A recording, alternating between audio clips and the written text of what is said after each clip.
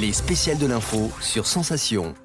Les spéciales de l'info sur Sensation, nous sommes à l'association AJC. Je suis avec Chantal Paoli-Texier. Vous êtes la présidente et la fondatrice de l'association qui lutte contre les violences morales intrafamiliales. Alors pour un adulte victime de violences morales, on peut l'encourager et l'aider à partir. Mais comment est-ce qu'on peut protéger un enfant de parents violents moralement?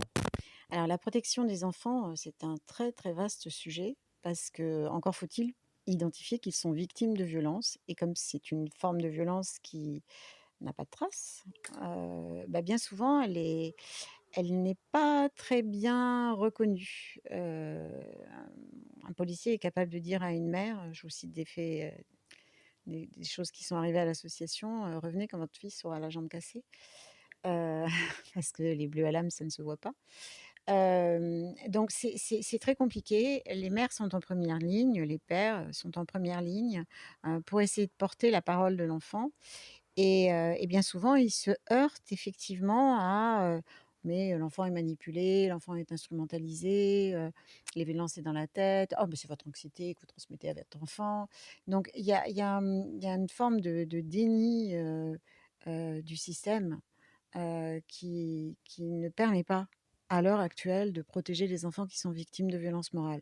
La seule protection qu'on peut leur offrir, c'est l'accompagnement. C'est de mettre en place un suivi thérapeutique, un travail sur la parentalité aussi avec le parent et pouvoir, essayer de les aider à mettre des mots sur ce qu'ils vivent.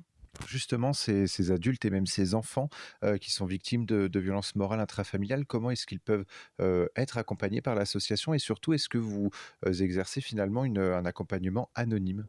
Alors, les victimes sont anonymes, c'est-à-dire que quand elles se présentent, enfin, c'est une façon de parler, c'est-à-dire que quand elles se présentent ici, bien entendu qu'elles ont un nom et puis comme on les accompagne aussi juridiquement parlant, forcément, elles ont un nom. Mais après, elles sont, enfin, je veux dire, leur nom n'est jamais diffusé, il y a jamais d'affichage, quelconque, donc oui, ça reste anonyme, effectivement. Après, il y en a qui acceptent de témoigner. Il y en a qui, parfois, acceptent même de témoigner à visage découvert.